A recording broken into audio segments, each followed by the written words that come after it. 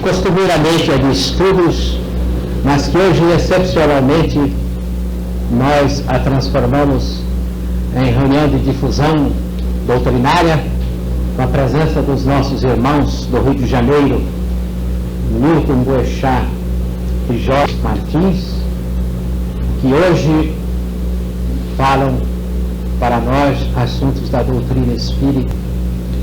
Nós aqui nos encontramos nesta noite no amado Grupo Espírita Batuíra para fazer uma palestra em 2 tempos, que poderá ser intitulada Universo Exterior e Universo Interior. Trouxemos conosco do Rio de Janeiro o orador Jorge Damas Martins, que se encontra do nosso lado e é estudante de Física na Universidade do Fundão. César Bournier, nosso amigo, conhecido de tantos aqui presentes, sempre nos diz da necessidade da seguinte observação: a pirâmide que aí está, o seu cone permanentemente sofre desgastes no que diz respeito à desencarnação de elementos de idade maior no campo de doutrina. E existem aqueles que se encontram no meio da pirâmide e os outros que devem estar chegando pela base no rodízio natural em que a vida vai aferindo seus valores. E ainda, além de César Bournier, Américo Rafael Ranieri, o Jornal Espírita, penúltimo número, nos chamava a atenção para isso.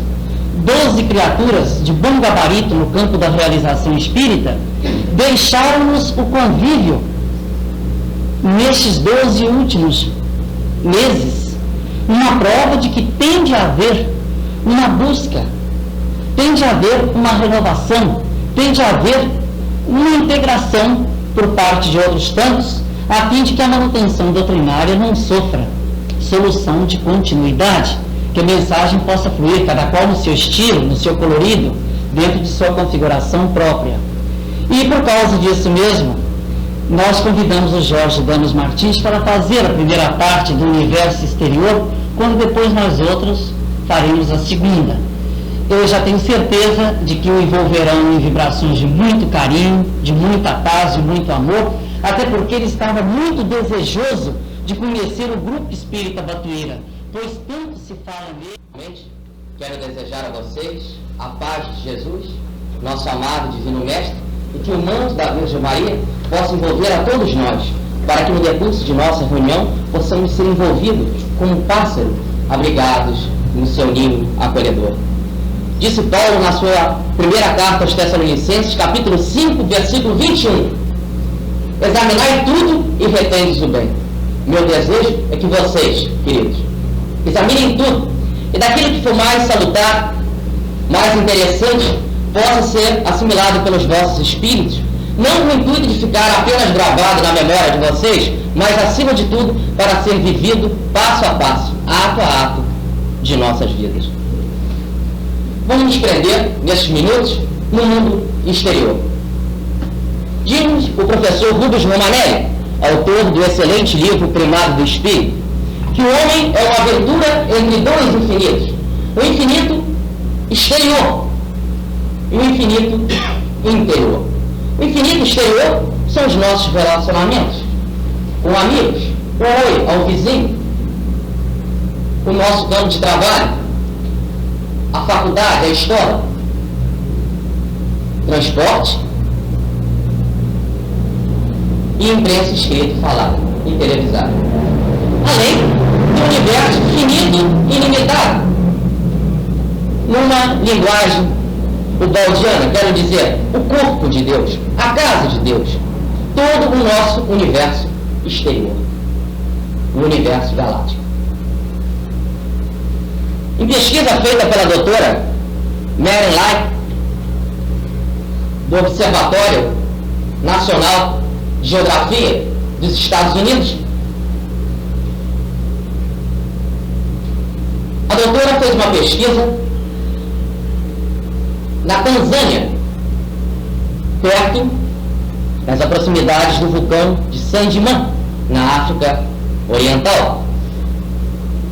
e descobriu pisadas de homem muito antigas, e pegando a substância, aquela cinza endurecida, aquela larva endurecida, trouxe outra vez aos Estados Unidos, desta vez na Carolina do Norte, com o professor Luiz Robin, o qual fez a pesquisa radioativa do material e, através da experiência, provou que a explosão do vulcão Sandeman ocorrera há 3 milhões e 600 anos atrás.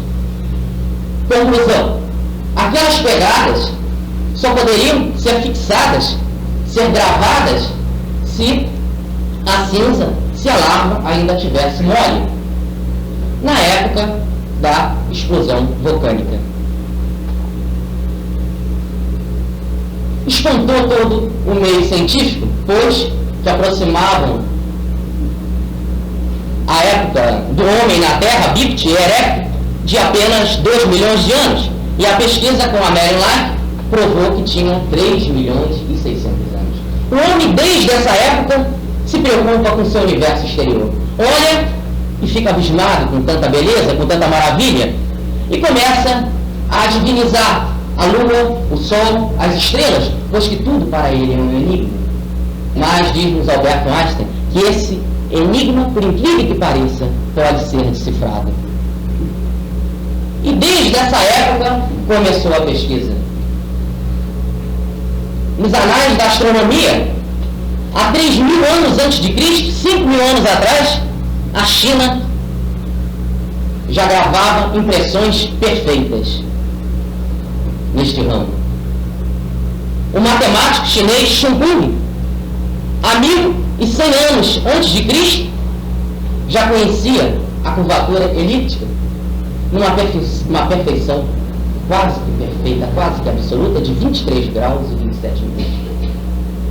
Israel, encontramos no livro de Jó, no Antigo Testamento, no capítulo 37, versículo 12, que as nuvens são movimentadas por Deus e todas elas se espalham sobre a redondeza da terra. Séculos anos antes de Cristo, Jó já sabia que a terra era redonda, quando só Galileu veio nos provar. Passemos ao Egito. Já sabiam as estações do ano através das enchentes, das subidas e descidas do rio Nilo. Os babilônios conheciam o ano com um erro mais longo do que o nosso, de apenas 4 minutos e meio, uma coisa praticamente insignificante. Pitágoras de Samos sabia que a Terra era uma esfera que vagava pelo universo. Arquimedes apresentou um sistema solar quase que autêntico do que conhecemos hoje em dia. Hipártaco tinha um caderno onde estava registrado 1080 estrelas, dividida em 6 tonalidades, em 6 cores diferentes, através do brilho. E o homem não se saciava. A busca dele era imensa. Ele tinha de encontrar, afinal, aonde ele morava. Nunca poderia parar. É da própria natureza do homem querer descobrir os enigmas.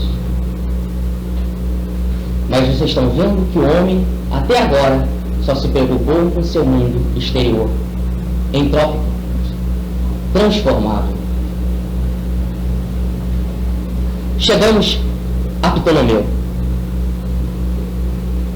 Ptolomeu, na sua visão do universo, disse que a Terra era o centro do sistema e que todos os planetas giravam ao seu redor, e quanto mais longe se encontravam, maior era a sua órbita, o círculo que descrevia em volta da Terra.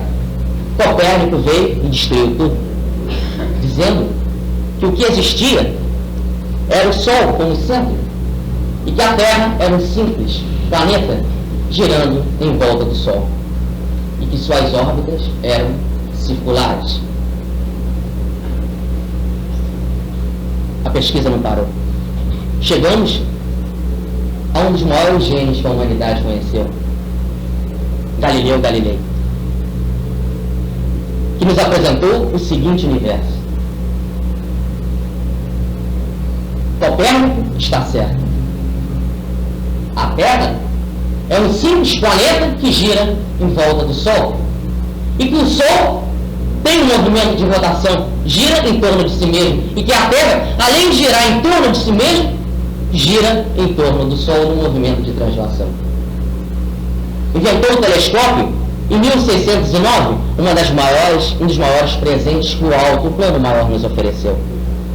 E com esse telescópio veio Galileu a ver 4 satélites dos 14 que hoje em dia se conhece de Júpiter. Viu que Saturno tinha anéis, que o Sol tinha manchas solares e que envelhecia. E a igreja queria condená-lo jogando numa fogueira. Era demais para aquele século uma pesquisa tão avançada. Para Galileu cabia apenas uma fogueira. Passemos a Isaac Newton. Tudo é a gravitação. É a maçã que cai por causa da gravitação. Botou tudo em termos matemáticos, em termos geométricos, juntamente com o grande da época, Leibniz, no campo da equação diferencial, no campo da matemática. Veio Hamilton dizendo que o Sol era uma estrela que se movimentava com todos os seus planetas para um ponto entre a constelação Boreais, mais precisamente entre a Lambda primeira e a Vega segunda. E que a velocidade do Sol, juntamente com seus planetas, era de 70.000 km por hora. E quem pensa que estamos parados, apenas a Terra se movendo em volta do Sol, caminhando juntamente com ele, nessa velocidade espantosa de 70.000 km por hora, para um ponto chamado Apex Solar. Passou-se por Maxwell Moller, trazendo a contribuição no campo de saber se, afinal, existe o éter ou não. Mas a pergunta 36 do Livro dos Espíritos diz que existe, mas que ele é tão rarefeito, que ele é tão... que os nossos instrumentos são tão imprecisos que não conseguem detectar o éter. Mas naquela época não tinha instrumentos ainda para detectar o éter. Já era uma profecia, 30 anos depois foi realizada por Maxwell Moller. Não conseguiram detectar o éter. Mostrando mais uma vez que o Livro dos Espíritos é amplo, é gigante e se faz presente ainda com as ciências atuais. Dá para se ver nessa pergunta 36. Concluíram que o éter não existe, que a luz, nada pode impedir o seu trajeto. Até que 13 anos surgiu o gênio. Surgiu o respeitável Albert Einstein com a sua teoria da relatividade em 1930. Diz um dos seus melhores biógrafos, Gordon, que Einstein reflete como sábio e sente como homem. Bradava Einstein: perante Deus todos somos iguais, sábios e patetas. Sim, perfeito.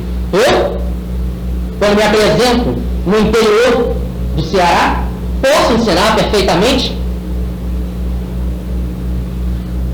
para o pseudo-pateta que a água é formada de 2 moléculas de hidrogênio e uma de oxigênio. E ele pode me ensinar uma coisa que eu, com a minha pseudocultura, não sei fazer: plantar feijão naquele solo árido. Perfeita frase do Einstein. Perante Deus, todos somos iguais, sábios e patetas. Porque, como disse Paulo, andais como filhos da luz. Todos somos filhos da luz, filhos de Deus. Todos temos alguma coisa para contribuir. Quem de nós pode sair do universo? Estou revoltado e quero ir embora. Não adianta suicídio, não adianta nada. Somos uma partícula do universo, pertencemos a esse todo. É um organismo perfeito, o qual fazemos parte. E se quisermos nos engrandecer por causa disso, colocar o egoísmo como meta, fazermos um Deus, caímos em queda espiritual e sofremos. Vem a dor, vem o atrito. Mas se nos colocarmos como uma partícula e queremos nos harmonizar com o companheiro, trabalhar em função não só nosso, mas de todo o sistema, trabalharmos segundo a lei divina, estaremos perfeitos e podemos dizer: as obras que eu faço, não sei o que as faz. É o Pai que está em mim que as faz, como asseverava Jesus. Einstein, apresentando a teoria da relatividade, disse que tudo era relativo segundo a posição de cada observador. Eu via, de minha posição, um fenômeno da natureza, um fato ocorrendo na natureza. O outro, de outro referencial, de uma outra posição, viria o fato de uma outra maneira, com as suas vistas, segundo as suas possibilidades. Em tudo isso que Einstein se prendeu, desenvolvendo de uma maneira fantástica, provando que o universo não era mais aquele tridimensional de Euclides, da geometria euclidiana, mas sim um universo de 4 dimensões, onde surgia o tempo. Perante grande massa, o universo se curva, porque ali há a gravitação. O espaço se curva, porque a gravitação age diante de grandes massas. E quando, em Sobral, em 1919, houve o eclipse e o raio da estrela, o raio de luz da estrela que estava por trás do Sol, se curvou, o homem gritou: Einstein estava certo. E para isso é necessário uma 4ª dimensão, como diz o nosso querido Hernani Guimarães Andrade, o hiperespaço, na sua teoria corpuscular do espírito. O homem já está suficientemente garantido da existência da 4ª dimensão. Dos universos paralelos, como dizia Zônia, temos a altura, que se curva junto com o comprimento. Se curva mais uma vez, e temos a largura. Se curvando mais uma vez, teremos a 4ª dimensão. E esse volume, se curvando mais uma vez, temos a 5ª, temos a 6ª, se curvando a 7ª, e assim a de infinito, até a 80ª dimensão, até o absoluto, onde reside Deus. A ciência chegou a tal ponto, a ponto tal que o homem não pode mais fugir da realidade de que estamos num universo harmonioso, perfeito, mas ele ainda se esquece de tudo isso e começa numa maneira de querer não só destruir aquilo que ele já destruiu na Terra, mas aquilo que está fora dele, o seu sistema solar. Vejamos, quando começou as pesquisas espaciais, primeiro ir ao espaço foi o Ratins, depois o macaquinho Sam, americano, depois a cachorrinha Lai, russa, que desencarnou no espaço. Comoveu todo mundo. E daí começou as pesquisas sérias do lado exterior de nossa atmosfera. Subiu o Yuri Gagarin, primeiro homem a sair de nossa atmosfera. E o homem começou. Foi um, depois foram 2 juntos, agora vão 3 juntos, e assim já se encontram uma nave com a outra no plano espiritual, no lado de lá da nossa atmosfera, e agora o homem pisa a Lua, com Armstrong, Aldrin e Collins. Armstrong disse que ao chegar à Lua, foi um pequeno passo para ele, mas um grande salto para a humanidade. Estava diante do maior fenômeno, daquilo que o homem mais visava, desde esses 3.600.000 anos atrás, em que o macacoide, o bípede erecto das pesquisas de Marian Light, pensava um dia pisar na sua divina Lua. Chegaram à Lua, colocaram aparelhos como o sismógrafo, que quase ninguém sabe o que foi o resultado dessas pesquisas. Era para detectar os lunimotos. É um neologismo. Aqui na Terra é terremoto, na Lua é lunimotos. E eles viram que há muito pouco terremotos na Lua. E por causa do sismógrafo, eles fizeram pesquisas formidáveis, provando os tipos de camadas e que o interior da Lua tem ferro e níquel tandescente. Mostrando mais uma vez que é material da Terra. A Lua é formada da Terra, como nos falaram Emmanuel em A Caminho da Luz. Espiritismo e ciências. O Espiritismo dá um passo e as ciências atrás comprovando. Mais um passo e as ciências comprovando. 2 forças, 2 escadas que sobem para a realidade. O homem tenta buscar a verdade, mas o que é a verdade? Perguntava Pilatos a Jesus. E o Cristo se calou. Mas o que é a verdade? A verdade é passageira, a verdade é aquilo que eu crio. Mas a realidade é Deus, é o imutável. Nós estamos numa escada, podemos comparar uma escada de Jacó, a Bíblia. Cada um se encontra num degrau evolutivo, um degrau de ascensão. O Erecto, de 3.600.000 anos atrás, tinha uma visão da realidade. Era a harmonia do seu pensamento com a realidade. Isso que era a verdade dele. Ptolomeu já estava num degrau mais evoluído. E Einstein é o que temos de melhor hoje em dia. Um degrau buscando a realidade. A verdade única. Esse é o nosso atual universo. Um universo de 4 dimensões. Tudo isso é uma beleza, é um encanto. Mas o homem, como eu disse para vocês, tenta destruir. Quando foi lançado a Voyager 1 e a Voyager 2, 2 naves americanas, para fazer as pesquisas em Saturno e em Júpiter, mandando fotos precisas, homens dos Estados Unidos e do mundo inteiro foram contra as pesquisas americanas, dizendo que era loucura. A fortuna que vai gastar para fazer essas 2 naves poderia ser construído hospitais, asilo para as crianças, para idosos. Para que queremos sair da nossa terra se temos tantas coisas para fazer aqui?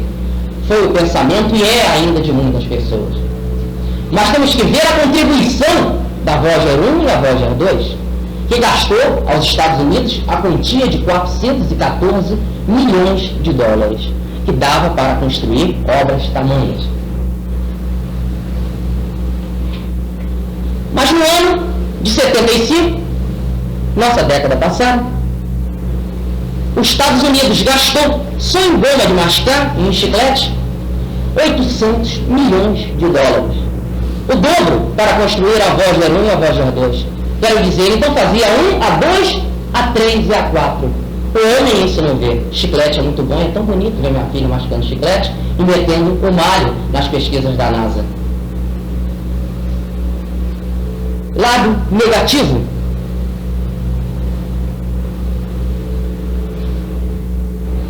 Um físico, Henry Pollack, da Universidade de Massachusetts, deu uma ideia brilhante e foi muito aplaudido. Colocar os resíduos atômicos em foguetes e lançá-los fora do nosso sistema solar. Se esquece que pode acontecer o que aconteceu com a Skylab e voltar esse resíduo atômico para nós mesmos. Não é mais possível, dizer a ele, os lixos atômicos no mar. Se rebenta uma caixa daquela de chumbo, está tudo perdido. Então vamos colocar fora do nosso sistema. O homem não tem mais o que sujar na Terra, já quer estragar o nosso sistema solar. Em 82 será lançado o ônibus espacial, que o André Luiz chama de Aeróbus, no livro Nosso Lar. O Aeróbus levará de 10 a 15 pessoas, inclusive irão mães que terão filhos fora, no vácuo, fora de nossa atmosfera. Pois pesquisas agora na União Soviética provaram que é muito melhor para a mãe ter a criança no vácuo. Não sente quase que dor nenhuma e não precisa de anestesia. É o que as pesquisas estão mostrando. E eles estão saindo agora, já pretendem, em 82, levar mães para fora de nossa atmosfera, no Aeróbus. Irão médicos, engenheiros físicos, químicos. Eles pretendem, em 82, lançar de 10 a 15 aeróbus. Mas, por incrível que pareça, só 3 serão para a pesquisa. Porque os outros são superarmas. E dizem os cientistas que será, do ponto de vista estratégico, superior ao da bomba atômica. Será o fino na guerra para a destruição de si próprio. Mas por que tudo isso? Nós vimos que desde Xu Kung, 3.000 anos antes de Cristo, até agora, a apresentação desta beleza, deste universo rico e perfeito e harmonioso. E se por fora está numa visão transformável e entrópica, ele por dentro é organizado. É como diz o diretor do Observatório Nacional do Rio de Janeiro, Ronaldo de Freitas Mourão, é a anti-entropia, é a organização do universo. Diante de tanta beleza, o homem quer destruir. Mas por que tudo isso? Por que essa selvageria? Diante da obra de Deus, do corpo de Deus, desse corpo finito e ilimitado. Simplesmente porque ele se esqueceu do outro universo, do universo interior, do reino de Deus que reside dentro de cada um de nós. Quando surgia a pesquisa científica, ao mesmo tempo surgia a revelação espiritual. Mas para que a revelação espiritual? Para que Deus, se sou eu o dono da terra? Diz o imediatista. Se eu posso me engrandecer, ser rico e ser o rei poderoso de todo esse universo. E por isso ele se destrói. Já não há mais possibilidade de vivermos. Estamos no verdadeiro inferno. Mas esse inferno é provocado exteriormente. O que ele é exterior é um reflexo daquilo que o homem é interiormente. Por isso Kardec, no Livro dos Espíritos, na pergunta 1017, diz que todos nós trazemos o céu e o inferno dentro de nós próprios. Se praticarmos o bem, estaremos no céu. Se praticarmos o mal, estaremos no inferno. E o homem, que há 3 milhões e 600 anos se preocupa em destruir o universo exterior, com o mal, em dominar, em ser ele Deus, ele destrói, ele perturba, ele anarquiza um sistema que é perfeito e é harmonioso, que é a própria manifestação de Deus na sua visão de imanência. André Luiz, no livro E a Vida Continua, o bem estudo Hernani Guimarães Andrade, nessa revista especial da Folha Espírita, no título de um artigo, A Luz Coagulada, ele coloca as palavras de André Luiz do livro E a Vida Continua, das páginas 69 e 70. Então André Luiz diz que o homem hoje em dia já sabe que tudo é luz, é matéria radiante, e amanhã saberá que todo o universo é luz coagulada, luz congelada. Estamos num mar de luz e as nossas vistas, por voltarmos para o lado negativo, para o lado da destruição, para o lado entrópico apenas, não vê esta realidade, esta luz para que o homem caminhe. Mas Einstein, na sua pesquisa séria e dedicada, no seu rasgo de intuição, pois era mesmo ele que dizia, penso 99 vezes, para de pensar uma vez e me vem a resposta. Nada do mundo dos fatos me leva ao mundo dos valores, nada do relativo me leva ao absoluto. Einstein, nessa sua visão de humildade e simplicidade racional, provou que tudo é luz. Mas por que o homem então não vive segundo a luz? Mas que luz é esse? É essa? Diz André Luiz que aí vemos a onipresença de Deus. Mas Deus é luz física? Se formos dar uma olhada na Gênesis, primeiro livro de Moisés, encontraremos que no princípio era a luz. E que no 4º dia Deus criou o sol, as estrelas. Mas toda a luz que recebemos, física, é lógico, vem do sol. Mas como então no princípio era a luz, se depois foi feito o sol e a lua? Moisés já se referia à luz metafísica que provoca a formação da luz física, essa luz que banha todo o universo, já que estamos no universo físico. 4.000 anos atrás, Moisés já sabia dessas verdades.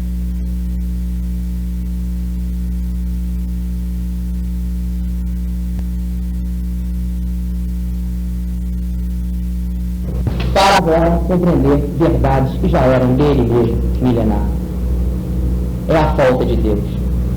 É a falta de harmonia. É a falta de justiça. É a falta de compreensão da humanidade. Estamos diante de Deus, diante do universo, de sua casa, de sua manifestação, e o homem quer destruir. Mas como destruir Deus? Deus é indestruível, afinal quem ele destrói é a si próprio, pois que é aonde ele vive, é aonde ele reside. Mas para falar de como o homem pode aproveitar essa potencialidade, essa casa, essa harmonia de Deus, como o homem pode voltar outra vez para o sistema perfeito, harmonioso? Como o homem pode abandonar a destruição e passar para a construção? Abandonar a involução e subir a escada da vida, a evolução, o progresso? Vamos pedir ao Milton Benchá, nosso querido amigo, que continue desenvolvendo agora o outro lado, o lado interior, que reside dentro do próprio homem, as nossas verdades e realidades, que só através da intuição e da meditação alcançaremos. Desejo a vocês a paz de Deus e que os bondosos mentores possam continuar no decurso desta reunião, nos abençoando. E constelações, sóis e mundos são contemplados por potentes telescópios e aparelhos outros que a criatividade humana concebeu. Entretanto, nós sabemos que além do universo físico, expande-se um universo psíquico, transcendental, não verificável pelas nossas disponibilidades humanas ou materiais. Além das faixas em que nos movimentamos, despendem-se outras faixas que não podemos lobrigar, pelo menos por enquanto, em virtude de encontrarmos bitolados num corpo de carne e, ainda por enquanto, impossibilitado de voar para além do horizonte em que estamos circunscritos, a não ser em caso de mediunidade, ou de ultrafania, ou de superação espiritual, em que as criaturas obtêm do mais além informes, revelações, dados, fatores precisos para o seu aprendizado e para a sua edificação. Mas, para que possamos entrar em considerações a respeito do chamado voo para dentro, cosmonautas psíquicos que poderemos ser, em contraposição àqueles que realizam voos para fora, cosmonautas que a técnica terrestre elabora ou cria, é interessante observar-se, segundo a Terra nos tem mostrado em milhares e milhões de anos, faixas de consciência em que se manifestam os seres de acordo com a sua madureza espiritual. Quem observar a atividade do ser humano dentro do campo terreno há milhões de anos, notará um fato curioso. No princípio, milhares e milhões deles estão numa faixa de consciência que poderíamos denominá-la de instintiva. A criatura está atrelada ainda ao jugo animal. O seu raciocínio é minúsculo. Os seus instintos se levantam, enraivecidos, competidores, brutais. A sua consciência está toldada, limitada, em virtude da sua imaturidade. É a faixa chamada instintiva.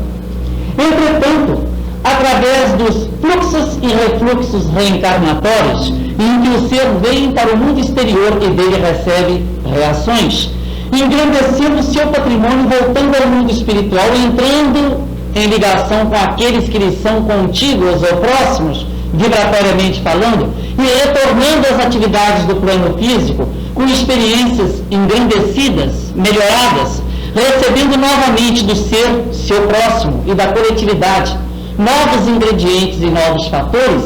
Esta consciência instintiva tende a esgarçar-se, a abrir-se um pouco mais à semelhança de um leque mostrando as suas paletas circunstanciais. E observamos o ser penetrar por madureza num segundo estágio de consciência, que poderíamos denominá-la de consciência racional. No instante exato em que o primitivo homem, já um pouco melhorado, perguntou o quê, por quê, de quê, a quê, para quê, no instante exato em que ele elaborou perguntas, notou que se lhe desenvolvia o centro de consciência. Ele procurava saber por que há sol, por que há lua, porque há estrelas, porque há planta, porque há animais, porque existe eu. É a fase da consciência racional. O ser vai de arguição em arguição, de quesito em quesito, de base a base, de investigação a investigação, jogando com esquemas maiores e menores para tirar de tudo isto um conceito, uma verificação, uma hipótese ou uma teoria. Mas, se a consciência racional é preciosa, ela não é o último estágio. Depois de bater e rebater, ativar, repetir, reiterar experiências inúmeras ao longo do tempo através das vidas que vão e vêm no carreiro evolutivo, a criatura por madureza penetra num terceiro estágio de consciência, que é a consciência intuitiva.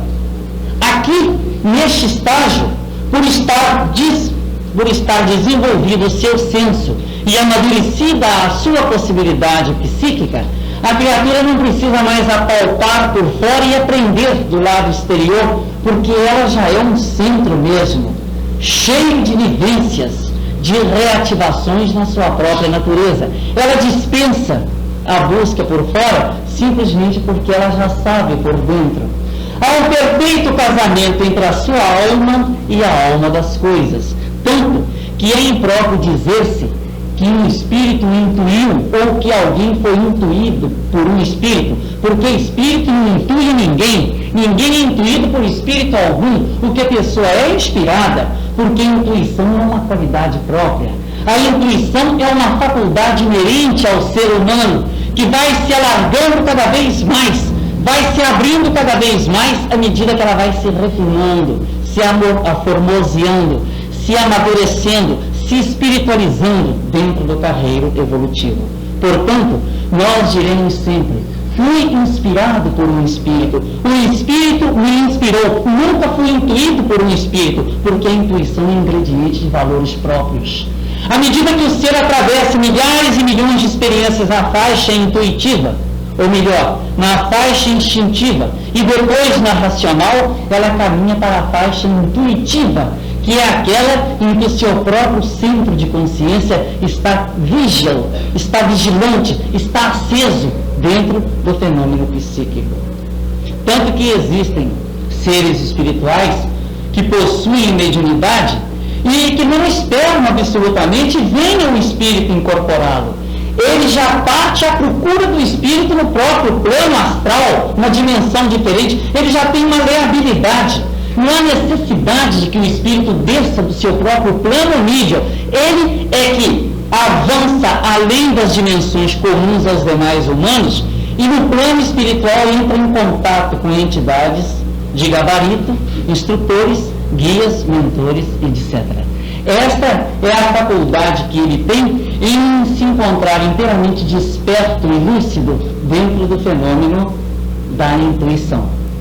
Entretanto, na própria intuição, o psiquismo não para, faz-se mais adiante e penetra numa quarta faixa de consciência, que poderíamos denominá-la de faixa mística ou faixa religiosa. Quando dizemos faixa religiosa ou faixa mística, não queremos aqui nos referir a esse religiosismo piegas e balofo que existe por aí. Nós estamos nos referindo a um estado de religiosidade, de sentimentalidade, de integração espiritual profundamente alta e nobre, a que se chega por efeito da lei das vidas sucessivas. Então, as quatro faixas de consciências aí se encontram, desde que o mundo é mundo. A primeira, a faixa instintiva. A segunda, a faixa racional. A terceira, a faixa intuitiva. Quarta, a faixa mística, que é o coroamento de todas as faixas. Entretanto, tivemos de dividi-las assim e explicá-las assim e deduzi-las assim para que pudéssemos satisfazer os valores da exposição e criássemos um elo de compreensão entre todos, porque em realidade as faixas não guardam fronteiras rígidas entre umas e outras. Elas vão assim graciosamente penetrando nas demais à semelhança de uma noite que termina e de um dia que começa, onde não se pode ver na fímbria do horizonte até que ponto foi noite e até que ponto é dia. Mas, por causa disto mesmo, por estar a vida fundamentada em valores legítimos e ninguém consegue contrariar-lhe os casos, porque quem tentar agredir a vida agredirá a si próprio, tanto que até mesmo no capítulo da agressão, que se vê miudada às vezes entre seres e coletividades, quando pensamos em agredir alguém, o mecanismo da lei é tão perfeito que não é possível existir agressão sem autoagressão. Nós agredimos uns outros e nos agredimos simultaneamente, porque baixamos o nosso padrão vibratório. Esta é a lei ética, o conceito moral do universo interior. É aquele universo em que dispensamos os telescópios, os microscópios, para examinar as últimas circunstâncias de um fenômeno limitante, físico, qualquer. Teremos agora de usar de disposições nitidamente da alma, porque a técnica material não resolve problemas espirituais. Inútil será pretender a solução de problemas psíquicos com técnica material.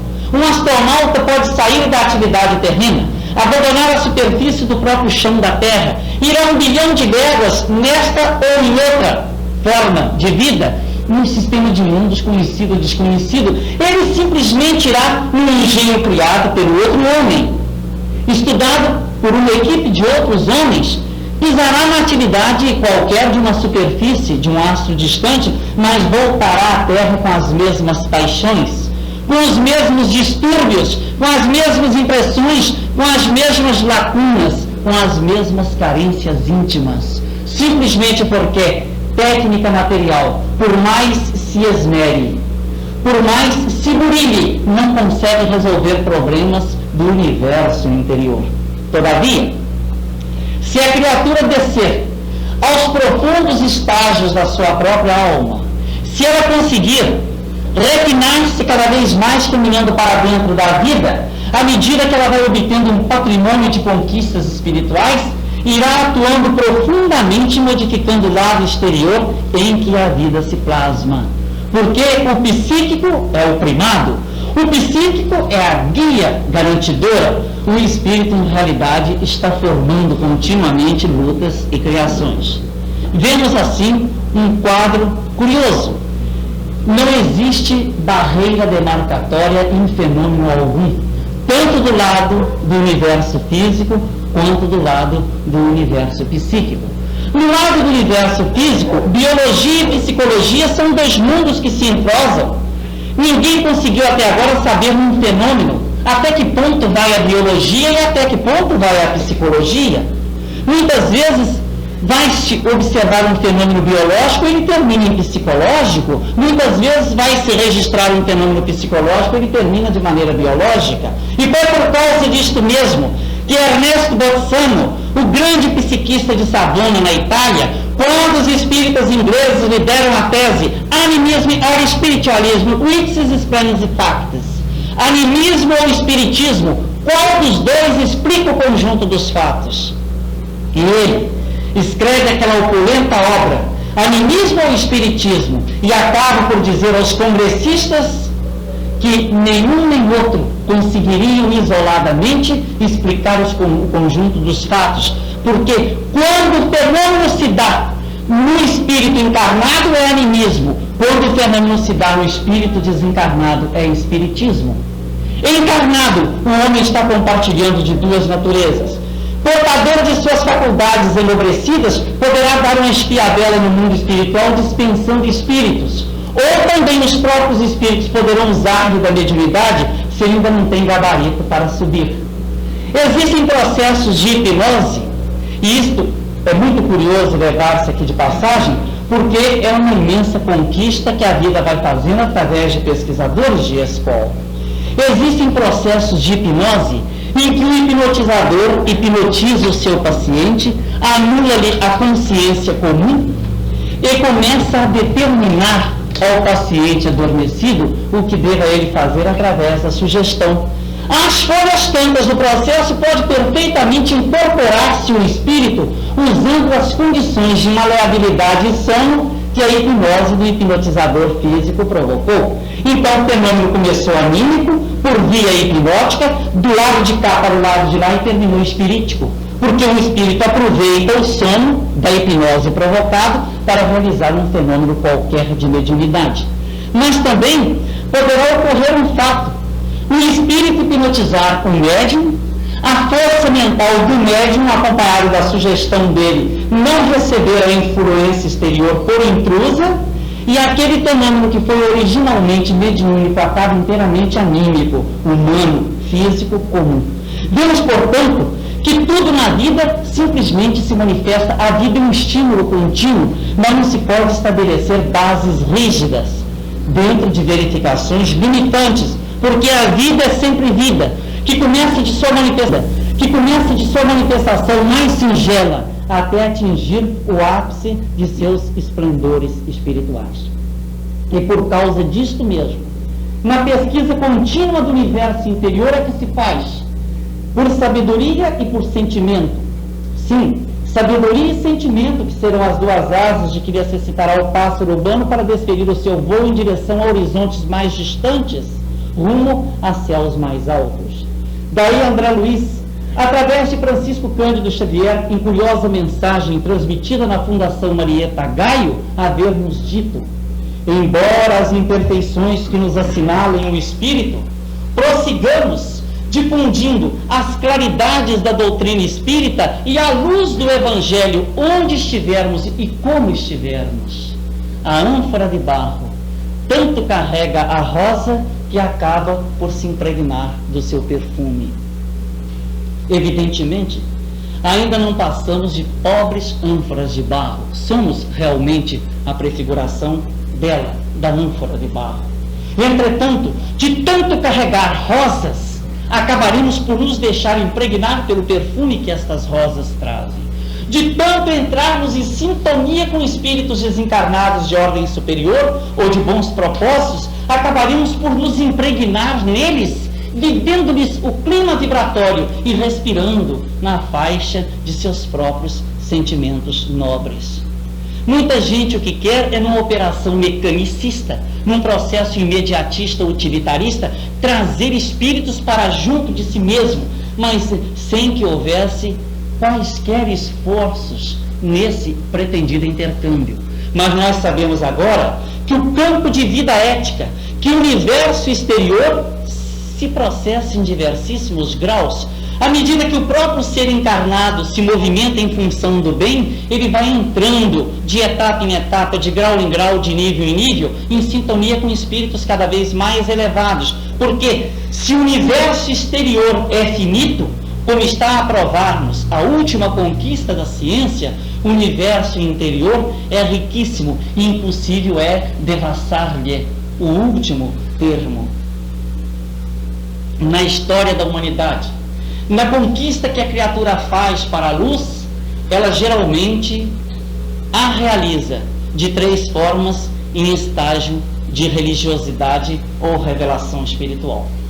Se palmilharmos os primeiros tempos da vida humana na superfície da Terra, verificaremos de lá para alguns séculos ou para alguns milênios mais uma forma inteiramente politeísta, isto é, a adoração de múltiplos deuses. Existiam deuses que eram a personificação de virtudes, existiam deuses que eram a personificação de defeitos e paixões humanas. Era a fase politeísta, em que os instintos em realidade multiplicavam um polvilhado de deuses. Mas o psiquismo humano evoluiu um pouco, pessoal e coletivamente falando, e penetrou-se então num segundo estágio de busca espiritual. Passou-se para o estágio que nós podemos denominar de monoteísta, isto é, não mais diversos deuses, mas um só Deus dirigindo a vida. Entretanto, verificou-se que o conceito monoteísta, conquanto fosse respeitável, ele era limitado, porque no monoteísmo o Deus está criando fora da natureza permanentemente. Há uma dissociação entre Deus e natureza. A natureza está visível, palpitante, com suas mensagens boas e más, e Deus se encontra como que nos altos céus. Até que, enfim, passou-se para um terceiro conceito, não mais o politeísmo, não mais o monoteísmo, porém agora o monismo, a visão esférica, a visão total. Ao invés de dizer-se que Deus e o universo estão separados, diz-se que Deus e o universo estão juntos, simplesmente porque não existe nada fora de Deus. Se Deus não estivesse dentro de uma partícula subatômica, se Deus não estivesse na intimidade de um átomo, ele se limitaria, porque haveria uma partícula atômica, um átomo ou uma coisa qualquer no qual Deus não estaria. Então, haveria um abismo insanável entre a coisa observável e Deus. Mas dentro do conceito monista, nós sabemos que Deus está em toda parte. É aquele que atende, inclusive na visão da biologia, da sociologia, da física, da química moderna, onde se nota que todas as coisas no universo estão conjugadas. Mas a pobre criatura humana vive indefinível dentro da sua visão mesquinha e limitada, infelizmente com nós mesmos, com nós próprios. Isso tem ocorrido a miudadas vezes, às vezes, inúmeras isso tem ocorrido. Nós, em nosso comportamento comum do dia a dia, nós fazemos as coisas como se estivéssemos inteiramente isolados fora de uma vida comunitária, quer seja de encarnados ou desencarnados. Nós pensamos que podemos ser e operar avulsamente, independentemente dos outros, porque somos os tais. Mas isto é uma ilusão. A vida foi criada de tal maneira que todos os filhos de Deus, quer encarnados ou desencarnados, quer os falidos ou infalidos, quer os situados em provas ou fora de provas, de tal maneira a vida foi organizada que todas as centelhas divinas compartilhassem num processo em função de Deus, porque em realidade todos nós estamos em Deus e nele agimos. Mas é a ilusão, é o artifício, é a maiá, como dizem os orientais, a flor das 1000 pétalas da ilusão, que nos faz pensar ser possível possamos nos isolar dos outros num nível evolutivo qualquer. E justamente por causa disto mesmo, nós achamos linda a história de Hermógenes num de seus livros, Mergulho na Paz, e que dá a visão completa desta ilusão, desta loucura que a criatura pode carregar, no sentido de que ela esteja inteiramente isolada e avulsa dentro do universo, completamente à revelia das outras, e as outras estejam completamente à sua revelia.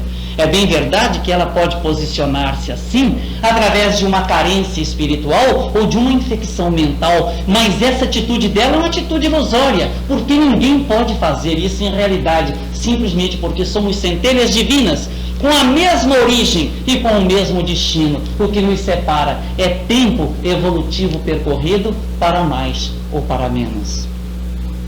Conta-nos Hermógenes, no seu livro Mergulho na Paz, portanto, que certa vez um santo da Índia, um destes homens que dispõem de favores dos céus, se encontrava em lindo ambiente praiano, observando encantado a água deixar as suas rendilhas de espumas brancas na branca areia. E ele estava embevecido observando o barulho do mar, o movimento das ondas, quando registrou uma pequenina ânfora, um pequenino frasco oscilando nas ondas.